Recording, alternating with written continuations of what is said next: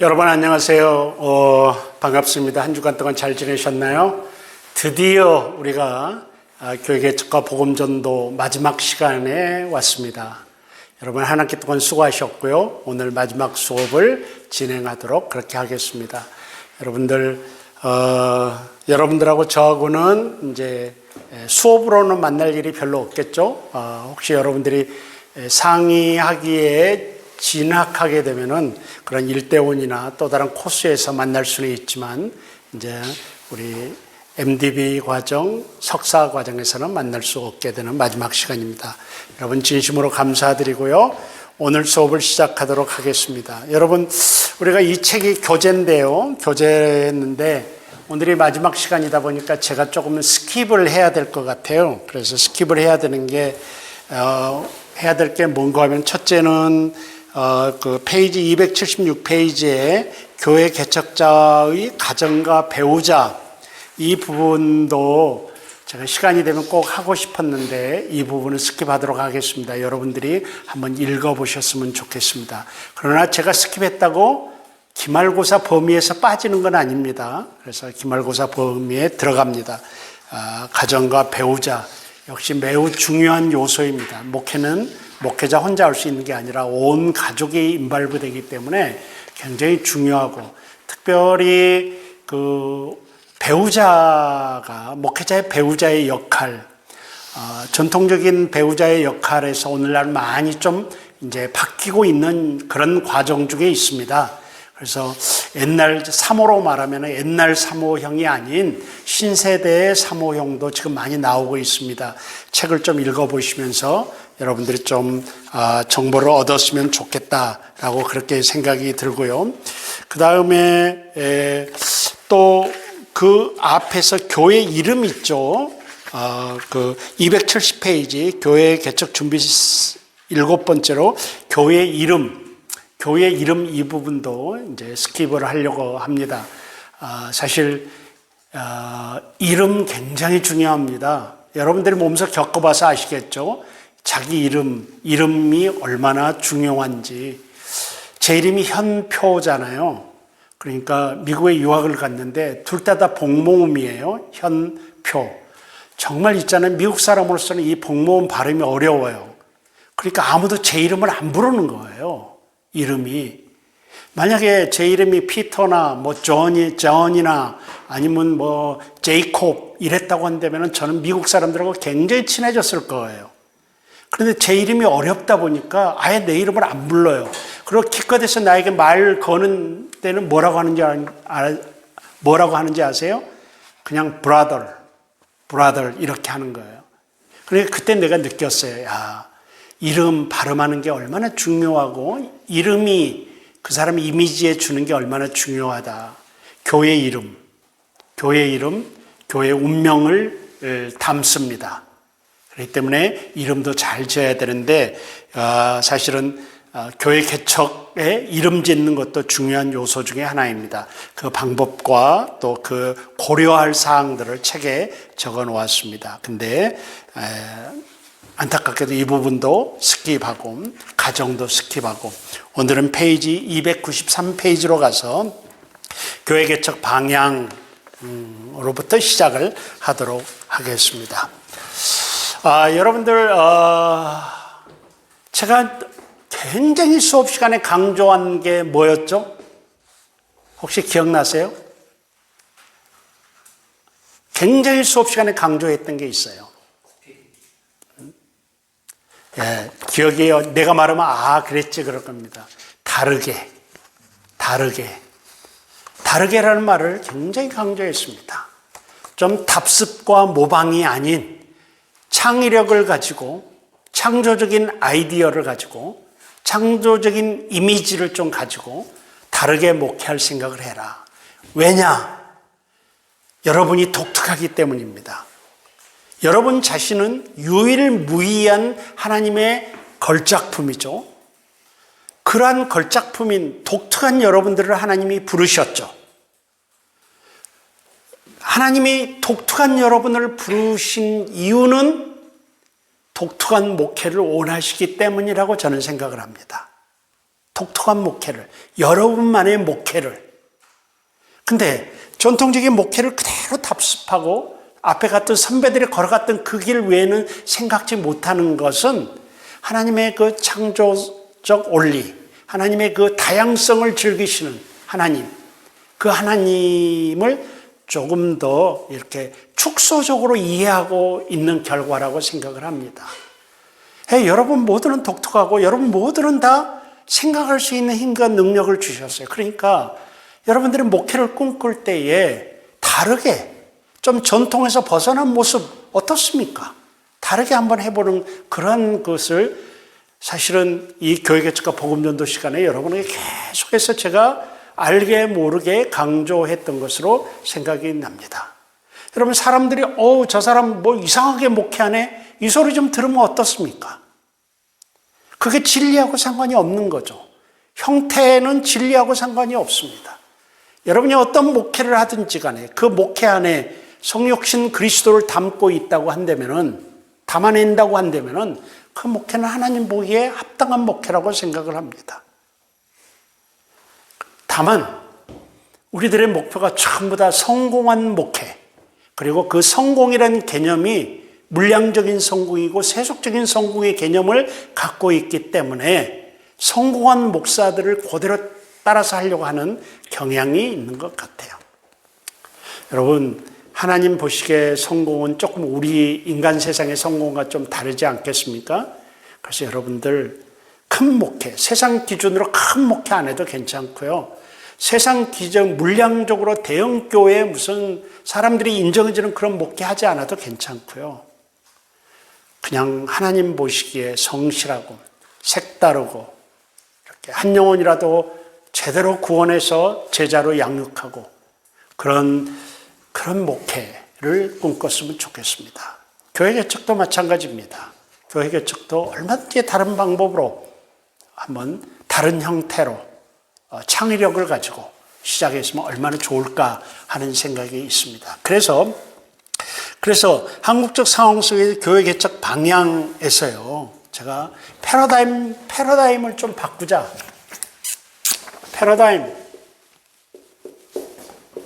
패러다임 전환을 좀 시도하자. 그래서 첫 번째가 무엇인가 하면 첫 번째가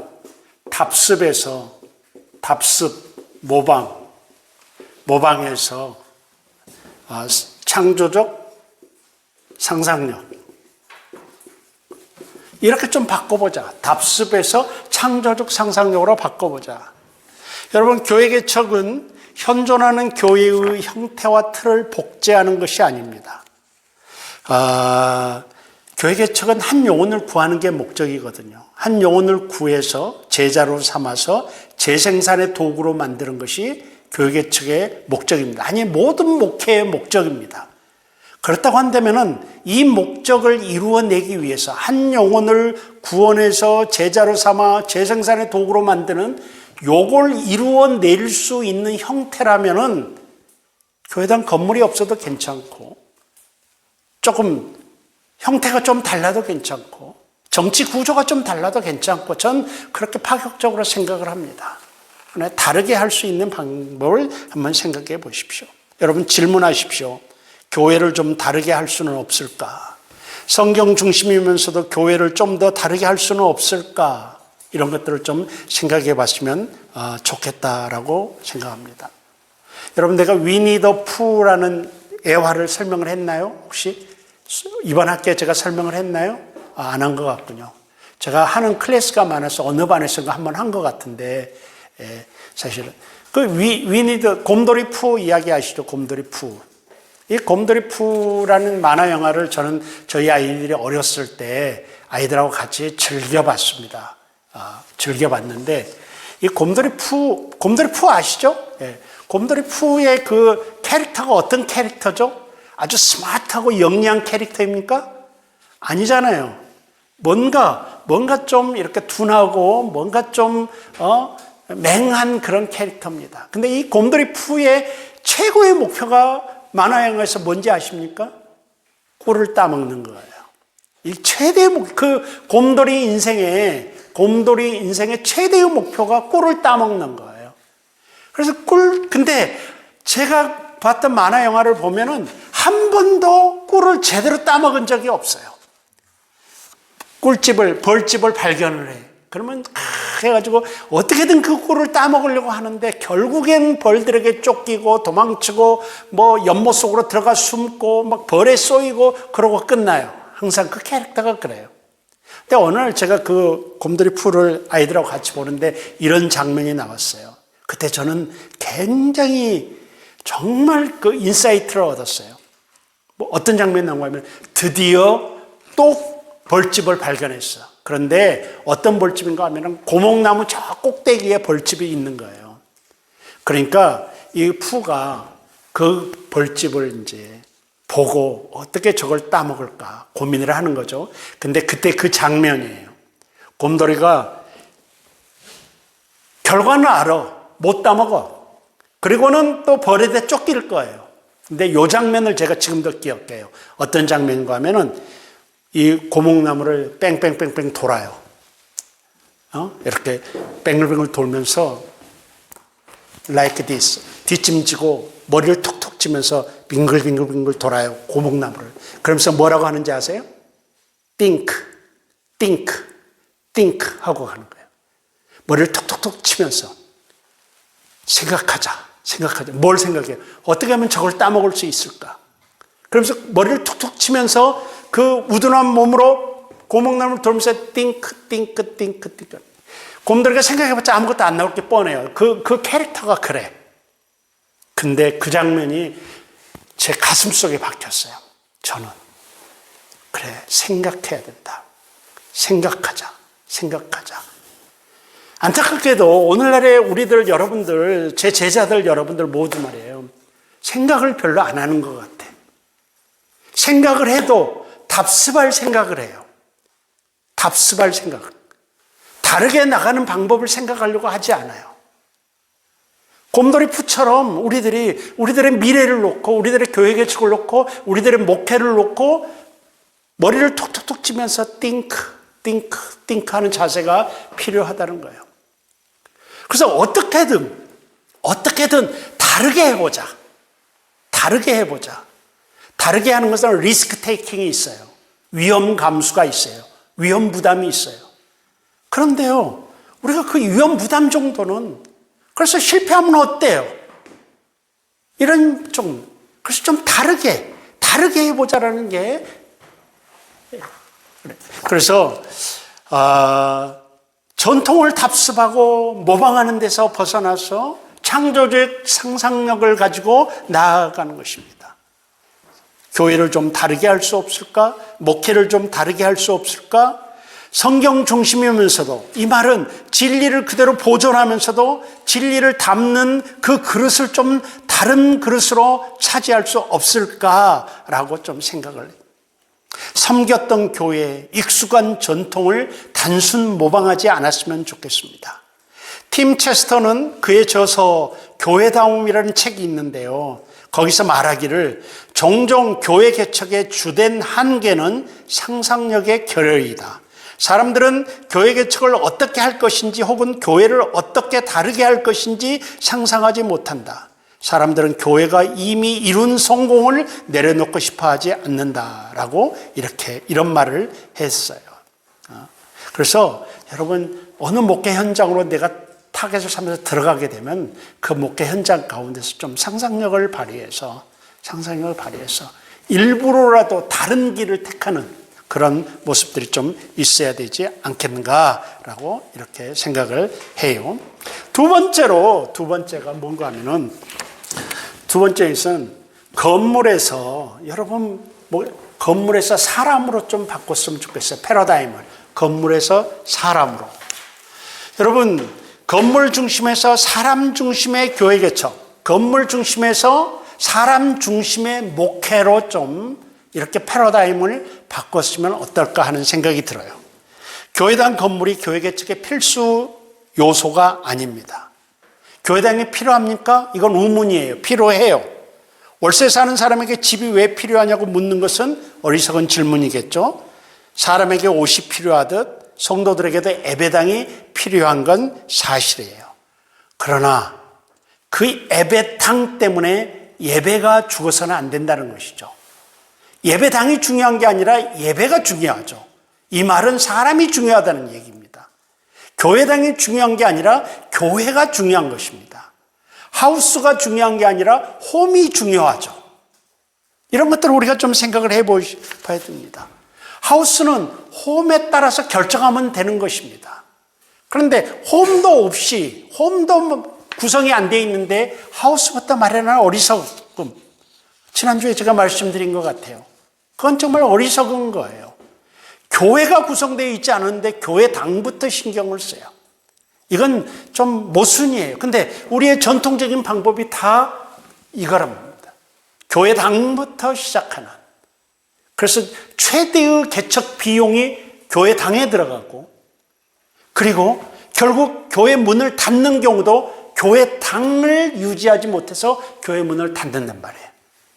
이건 사도적 교회 개척이 아니죠. 성경적인 교회 개척이 아닙니다. 우리 한국적 교회 개척이죠.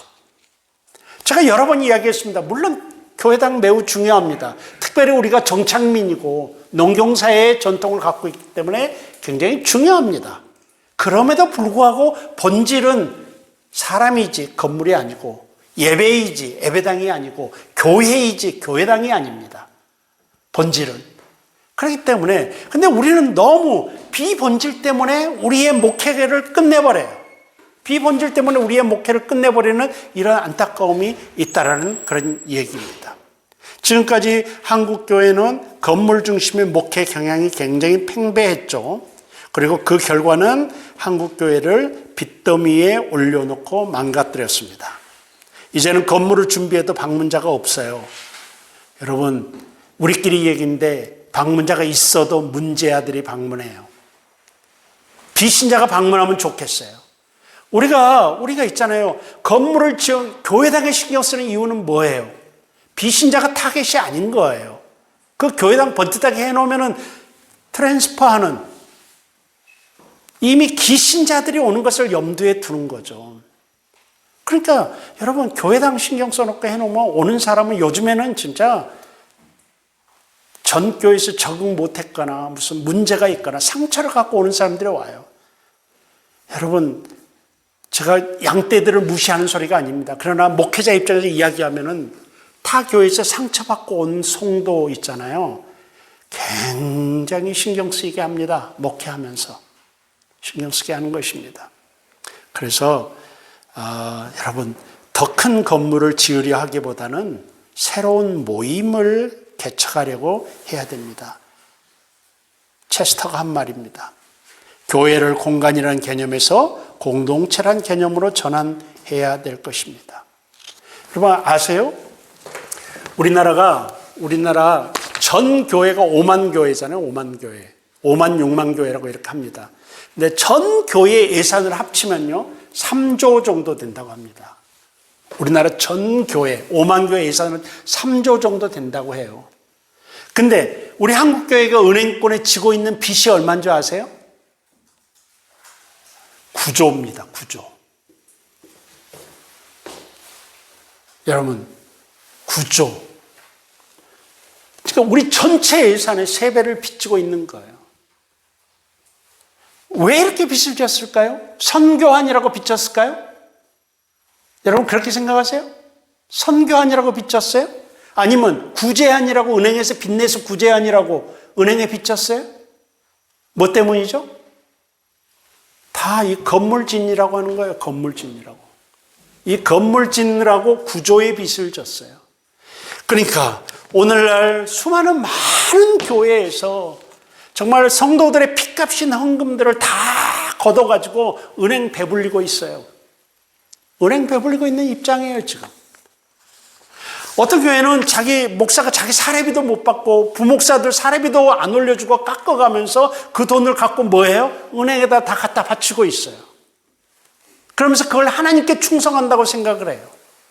하나님께서 이 건물 보십니까? 여러분, 천만의 말씀입니다. 이 건물 유지하는 게 하나님께 충성하는 겁니까? 근데요, 교회는 마지막 순간까지 은행에다 돈을 갖다 줘요.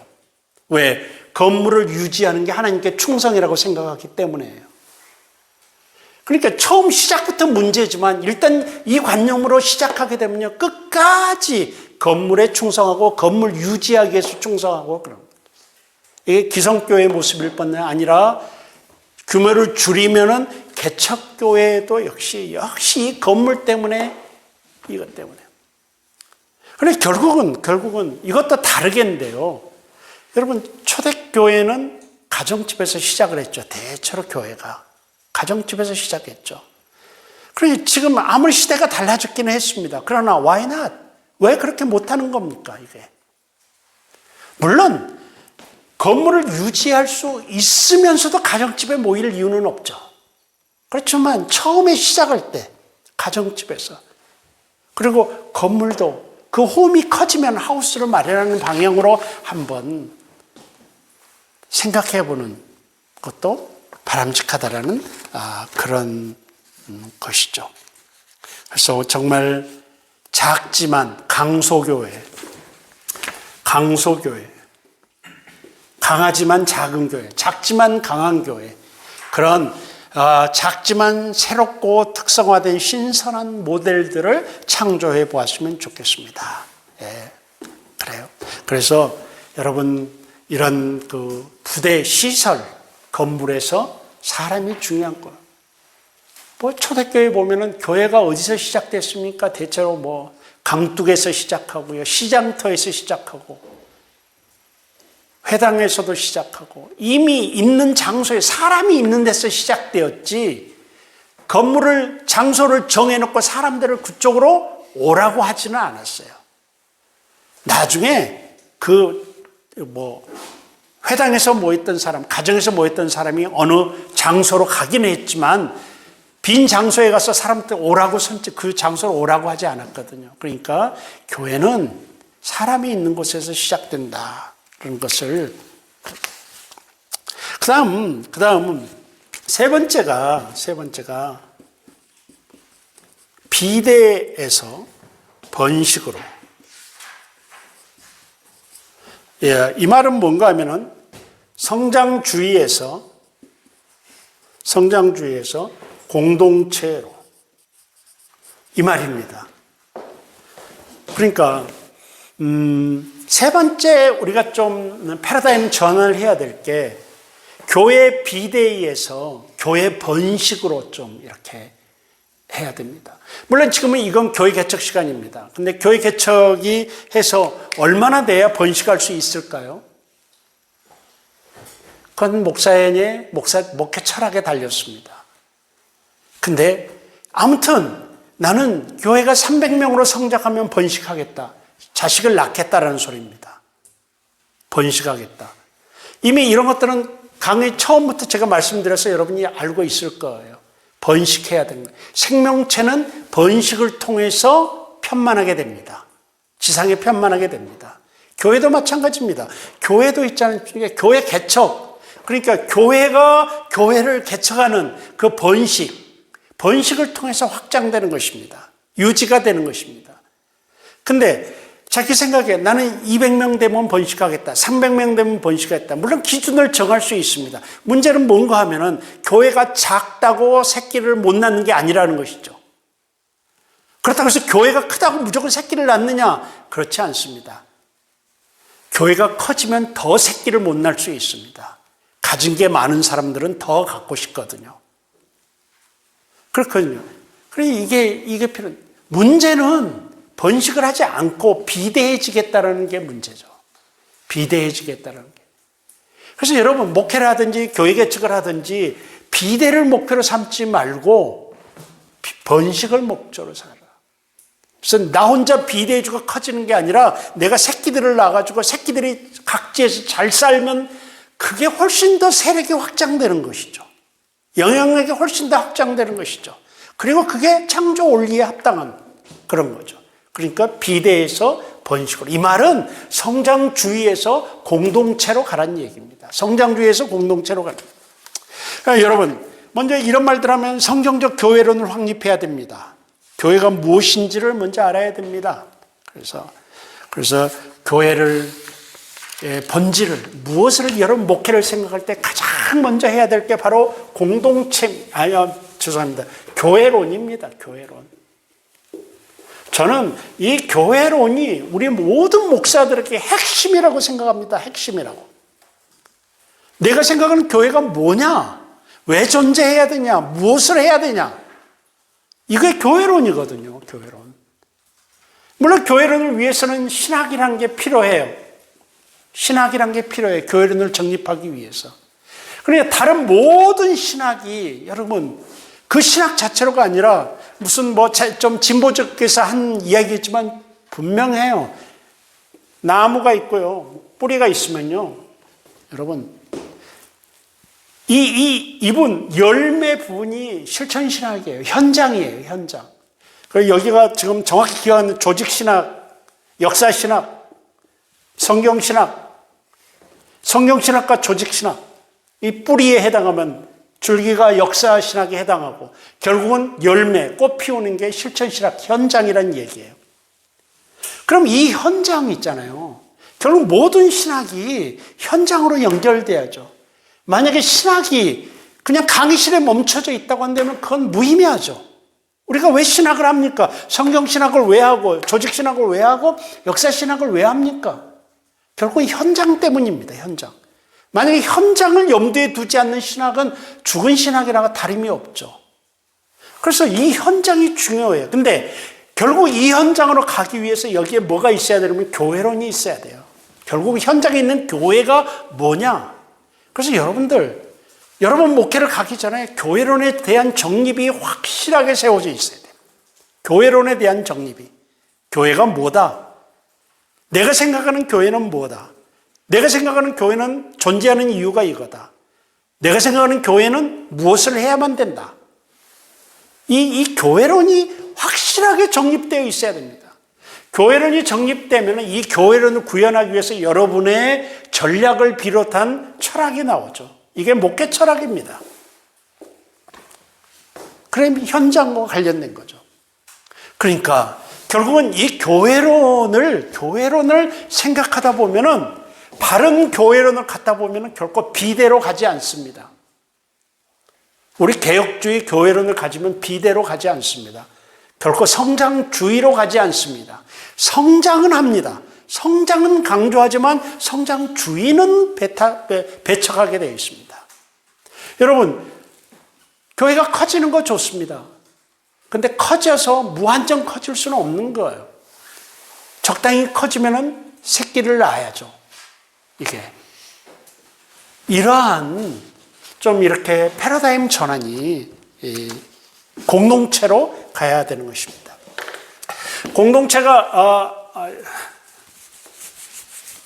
여러분 그 버나드 쿡이라는 사람이 있습니다.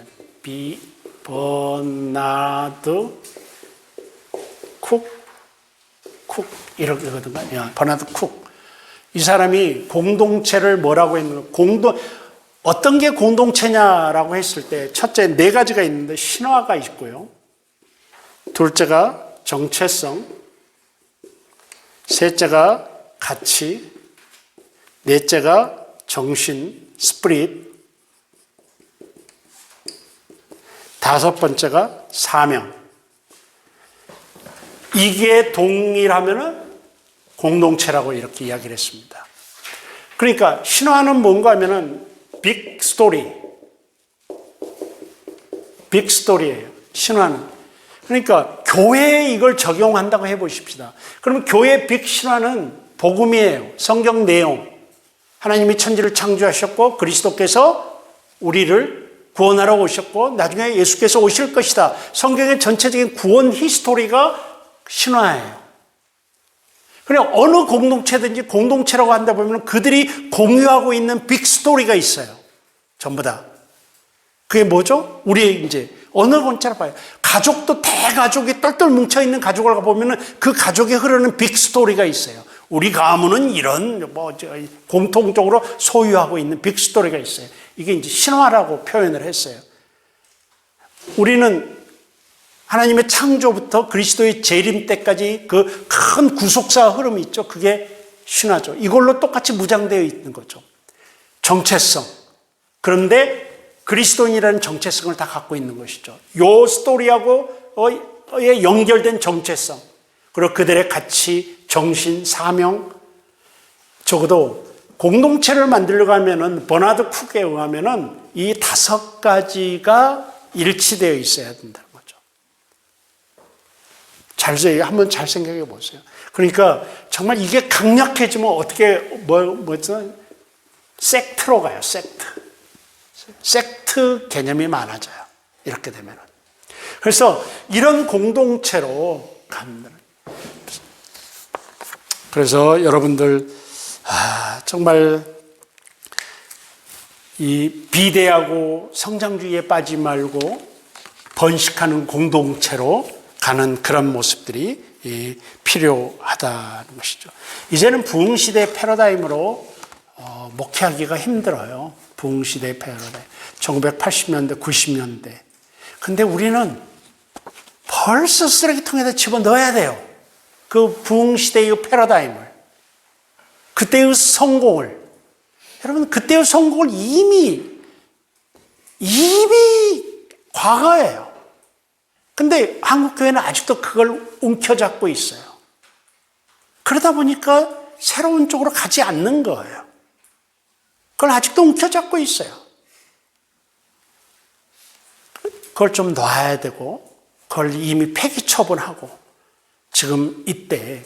그러니까 어른 목사님들, 우리 선배 목사님들은 자기네들처럼 목회 안 하니까 한국교회가 이렇게 됐다고 그래요. 맨날 그래요.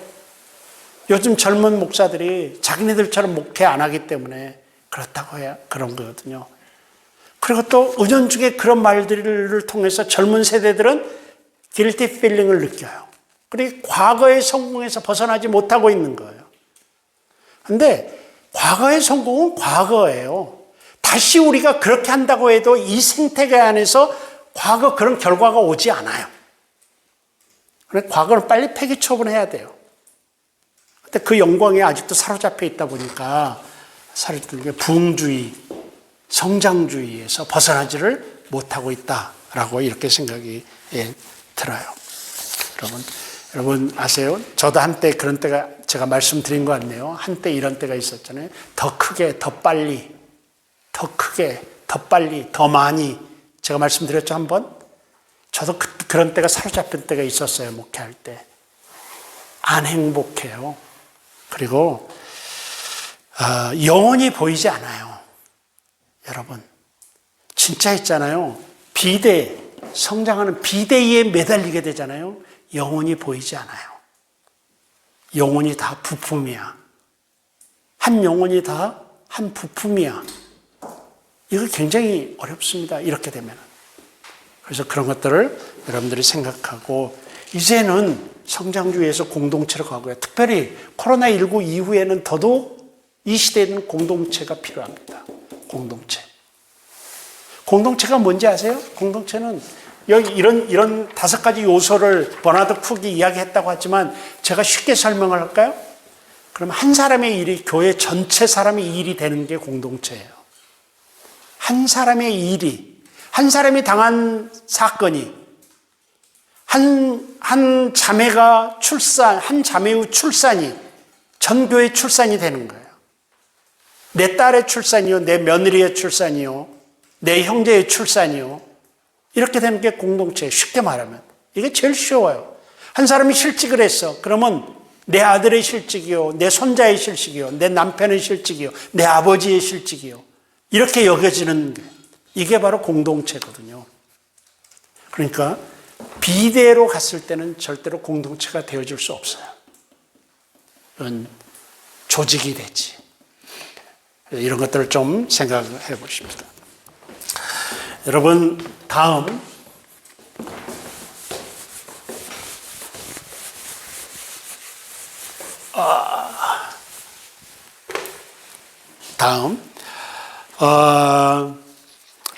교회 중심에서 지역으로, 교회에서 지역으로 4번 이렇게 좀 바뀌었으면 좋겠어요. 패러다임을. 지금은 전부 다 여러분 교회에 많은 행사들이 있습니다. 많은 행사들이 있는데 이 행사들의 타겟이 교회 아닙니까? 교회 밖입니까? 대부분 다 교회 아닙니다. 이미 교회 안에 있는 사람들입니다. 이런 사람들을 타겟으로 삼고 있습니다. 그러니까 교회 헌금에서 재정이 지역에 쏟는 재정이 많습니까? 교회 안에 쏟는 재정이 많습니까? 당연히 교회 안에 있는 재정입니다. 이게 여기는 정말 얼마 되지 않습니다. 이걸 좀 바꿔야 됩니다. 바꿔야 됩니다. 그러니까 교회 안에 이미 내인 헌금한 사람들을 만족시키기 위한 것이 아니라 헌금한 사람들의 그 사람을 통해서 교회 바깥에 신경을 쓰는 이쪽으로 좀 목회 패러다임을, 개척 패러다임을 좀 바꿔야 할 때입니다. 여러분, 뭐라고 할까요? 이런 말, 이번 주에 다른 과목에서도 제가 한 말인데, 교회 돈이 어디에 쓰이느냐가 그 교회 색깔입니다. 여기다 플랜카드 슬로건 딱 걸어놓은 게 그 교회 색깔이 아니라 실제로 교회 예산이 어디에 쓰이느냐가 그 교회 색깔입니다. 여러분 교회를 한번 분석해 보십시오. 돈이 어디에 쓰이나? 만약에 돈이 전부 다 교회 안에만 쓰인다고 한다면은 이것은 글쎄요, 사도적 교회가 아니겠죠. 교회 바깥에, 지역에, 요즘에 선교적 교회라는 개념이 교회 바깥으로 관심을 쏟는 것입니다. 그러니까 교회가 좀 복음 전도적 교회가 됐으면 좋겠어요. 복음 전도적 교회. 이건 달리 말하면 선교적 교회라고 할 수 있어요. 말하는 선교적 교회. 이건 성육신적 교회라고도 해요. 성육신적 교회. 그리고 이걸 사도적 교회라고도 해요. 뭐예요? 전부 다. 복음 전도적 교회는 온 성도와 목사가 전부 다 어떻게 되는 거예요? 복음 전도하기 위해서 교회 바깥에 신경을 쓰는 거예요. 선교적 교회는 뭐예요? 교회가 선교사가 돼서 살아가는 거예요. 그 지역에서. 성육신적 교회는 뭐예요? 육화라는 말이죠. 그 사람이 되어주는 거죠. 그러니까 내 입장에서 내가 세상으로 데려가서 들어가는 거죠. 성육신적. 사도적도 파송받은 거죠. 사실은 전부 다 같은 의미의 말씀입니다. 발품 등. 그리고 이걸 저의 말로는 발품 파는 교회. 우리말로 이렇게 저는 표현을 하고 싶습니다. 교회가 발품을 팔어. 교회 내가 아니라 교회 바깥에 발품. 이게 이제 좀 교회를 좀 교회 내적에서 교회 바깥으로 이제는 마을 속의 교회가 되고 안 믿는 사람도 교회를 향해서 우리 동네 교회라고 말할 수 있는 그런 교회. 근데 지금 전통 우리 교회의 단점이 무엇인가 하면은 많은 교회들이 그 동네에서 고립되어 있어. 이게 문제예요. 오히려 동네하고 싸우고 있어. 가만히 보면은. 동네는 교회를 귀찮아해. 언제부터 그렇게 됐을까요?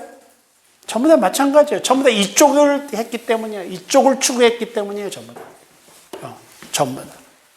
그래서 교회처럼 이기적인 모습으로 보이는 동네 사람들이 보고 있잖아요. 물론 다 그런 건 아닙니다. 요즘에는 이제 깨어있는 교회들이 나타나서 정말 건물도 공유하는 교회도 있고 주차장 안정 무료로 개방하는 교회도 있고 교회, 이 미셔널 처치, 선교적 교회가 많이 생겨나서 동네 안으로 파고 들어가는 그런 모습들이 있는데 매우 저는 고무적인 현상이라고 생각을 합니다. 문제는 중대형 교회들이에요. 중대형 교회들. 사실은 이 교회들이 그 동네에서 컸잖아요. 그 동네에서 성장했잖아요. 그러면 그 동네한테 다시 되돌려야 됩니다. 되돌려야 돼요. 이게 그래서 교회 중심에서 그래서 교회가 아이솔레이트 되어가지고 큰 성, 캐슬처럼 크게 지어놓고 그 캐슬 안에서 이렇게 도사리고 있는 것보다는 여러분 지역으로 파고 들어가서 캣을 다 허물어버리고 지옥으로 나아가서 이렇게 되는 그런 교회. 예. 그러니까 이 설명 하나 하고 이 부분을 마치도록 하겠는데,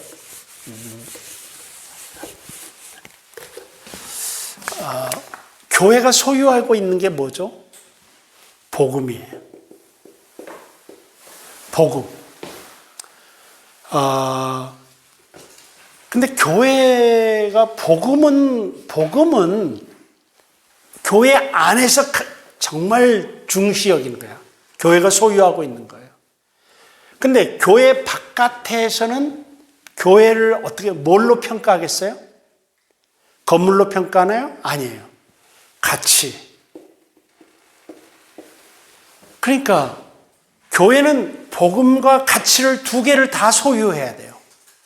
복음은 우리의 특징이죠. 근데 가치는 뭔가 하면은 세상 사람들이, 우리 동네 사람들이, 우리 교회가 저기 있을 만한 가치가 있어 라고 말해야 돼. 그렇다고 한다면 그게 뭐죠? 뭘 해야 성도들이, 아니 교회 밖에 있는 비신자들이 저 교회 가치 있어, 우리 동네에 있을 만한 가치가 있어 라고 느낄까요? 그게 뭘까요? 말했던 이 지역 중심의 사역을 많이 했을 때 가능한 거예요. 예를 들어서 구제를 엄청 한다, 지역의 구제를 도맡아서 한다 그러면 동네 사람들이 저 교회가 가치가 있어. 그러니까 복음은 모든 교회들이 지금은, 우리 한국교회 어떤 한 부분을 지적하자면 모든 교회들의 복음은 갖고 있어요. 근데 존재할 만한 가치를 보여주지는 못하고 있는 그런 모습들이라고 이거예요. 여러분, 이게 다른 말로 하면요, 명시적 신학이라고 그래요. 그리고 이건 묵시적 신학. 명시적 신학과 묵시적 신학. 명시적 신학은 진리 그 자체예요. 그리스도께서 하나님의 아들이다. 삼위일체 하나님. 이런 건 다 명시적 신학이에요. 근데 묵시적 신학은요, 명시적 신학으로부터 나오는 행동을 말해요. 이게 묵시적 신학이에요.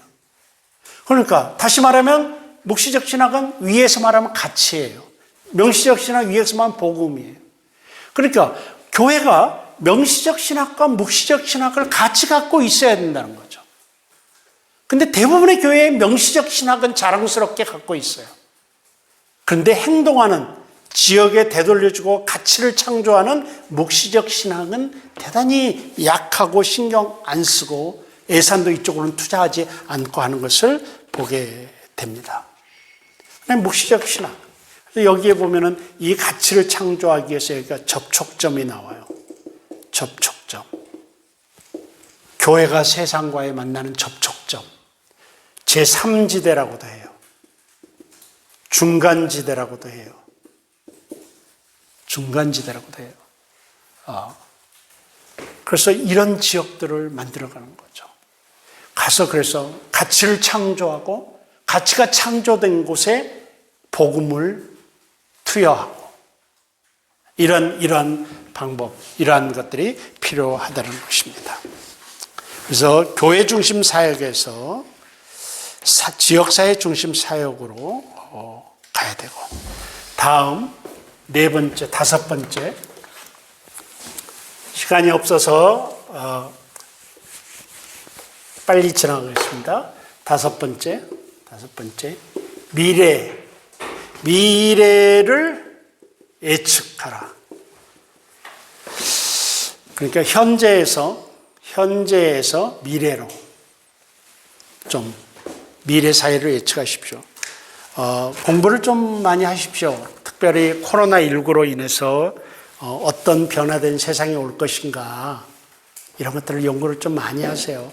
많이 달라진 세상이 오게 됩니다. 여러분, 그러기 위해서는 사실 시사도 좀 잘 보시고 TV도 좀 제대로 보시고 이런 관계들을 하면서 미래를 예측하고 준비하는 교회 개척이 돼야 됩니다. 애언이 아닙니다. 애언이 아니에요. 아니면 또 미래를 뭐 투시하는 뭐 은사 이런 차원이 아닙니다. 예측하라고, 통찰하는 것이죠. 예측하라는 시대에 맞는 비전으로 최적화하고 재정립하고 개축하는 목회를 해야 됩니다. 미래를 예측할 때 많은 사람들은 양극화를 이야기합니다. 세대 간의 양극화, 지역 간의 양극화, 빈부 양극화, 보수와 진보의 양극화. 이 양극화 시대가 오른다고 그렇게 이야기를 하기도 해요. 다문화 시대에 초고령화 시대, 저출산 시대, 세속화 시대, 초과학화 시대, 글로벌 포스트 코로나 19 이런 것들 말이에요. 그래서 미리 예측하고, 근데 예측하고 진단하는 게 그렇게 어렵지 않아요. 어렵지 않아요. 관심을 갖고 이 시대를 좀 예리하게 보게 되면은 적어도 여러분 수준에서 예측할 수 있을 거예요. 어떤 세상이 올 것인가. 어떤 세상이 올 것인가. 그것도 생각이에요. 생각. 그래서 이런 면에 있어서 좀 심각했으면 좋겠어요. 고민도 좀 많이 하고요. 어떤 시대가 올 것인가. 근데, 여러분, 정말 죄송한 표현 같지만, 여러분들하고 이야기하거나 뭐 하다 보면은, 그냥 하루하루 가고 있어요. 보니까. 그럼 어떻게 되겠지라는 생각이 많은 것 같아요. 어떻게 되겠지. 뭐 이 길에 들어섰는데 어떻게 되겠지. 근데 좀, 생각을 하고, 이 코로나 이후 시대는 어떻게 될 것인가. 내가 목회할 시대는 어떤 시대가 올 것인가. 이런 것들요. 실제로 인구 변동은요, 인구 변화 추이는 우리 목회에 굉장한 영향을 가져다 줄 거라고 저는 생각하고 있습니다. 이미 영향을 주고 있고요. 그래서 이런 문제들 가지고 그렇다면 나는 어떤 목회를 해야 될 것인가? 이 나라가 유지되기 위해서는 이 정도 인구가 계속 필요한데, 그러면 누구든지 이제 앞으로 이 나라에 인구 부족 때문에 사람을 수입해 와야 돼요. 정치가들은 분명 수입할 거예요. 왜? 나라를 지키기 위해서. 수입이 뭐예요? 이민자를 받는 거죠. 그러면 우리나라 이민자의 나라가 되죠. 그러면 인구 구성이 달라져요? 그럼 우리 목회 방향도 달라져요. 다. 그러나 이런 상황들을 예측하고 앞으로 고령화 사회가 온다고 그래요. 고령화 사회가 오면은 나이 든 노인네들을 결코 무시할 수가 없는 거예요. 지금 이미 교회도 마찬가지고요. 그렇다면 우리 목회가 어떻게 될 것인가? 여러분들 많은 분들이 내가 할 때 보면은 넥스트 제너레이션, 차 세대, 다음 세대 강조를 굉장히 많이 하고 있더라고요. 근데 한 번도 만나본 적이 없는 것 같아요. 앞으로 노인들이 추축을 이룰 건데 노인 세대들을 어떻게 목회할 것인지. 여러분 어때요? 노인들만 전문적으로 목회하는 건 어떨까요? 그 방법은 어떨까요? 그러니까 예측 이런 뭐 애언하는 게 아니고 미래를 투시하는 게 아니고 객관적인 자료들을 가지고 내 목회를 미리 준비하는 그런 모습들이 좀 있었으면 좋겠다 이거예요. 어떻게 되겠지? 예, 어떻게 됩니다. 여러분 하나님이 부르셔서 목사가 됐으니까 목사가 되면 어떻게 됩니다. 그래서 순식간에 은퇴할 때가 올 겁니다. 근데 그렇게 어떻게 되겠지 해서 어떻게 되는 대로 가는 것보다는 여러분들이 좀 개척하는 게 어떻겠습니까? 여러분 하나님께서 하나님의 섭리로 우리를 이끌어가지만 제가 이 말씀을 한 가지 하고 싶어요. 하나님의 섭리로 우리를 이끌어가지만 그러나 한 가지 있어요. 그건 네가 알아서 좀 해봐라 하는 영역이 있어요. 하나님이. 그건 네가 알아서 좀 해봐라. 그 영역은 여러분이 알아서 해야 됩니다. 책임을 갖고. 인간의 노력이 필요하고 책임이 있는 영역이 있다라는 얘기죠. 그래서 좀 그 다음 마지막으로 재정 자립. 이거 결코 여러분, 제가 이 말 하고 싶어요. 하나님께서 내가 다 섭리한다. 근데 네가 한 가지 해야 될 게 있다. 너 먹고 사는 것은 네가 좀 알아서 해봐라. 이렇게 말씀하고 있는 것 같은 생각이 드는 것 같아요. 네. 이거 무시하지 마십시오. 이걸 있잖아요. 재정 문제를 가볍게 여기는 것은 도박하는 겁니다. 하나님을 미신으로 만드는 거예요. 하나님이 알아서 해주시겠지. 재정 문제에 있어서 하나님이 먹여 살려주시겠지. 예, 그럴 수 있습니다. 그런데 잘못하면 도박이 됩니다.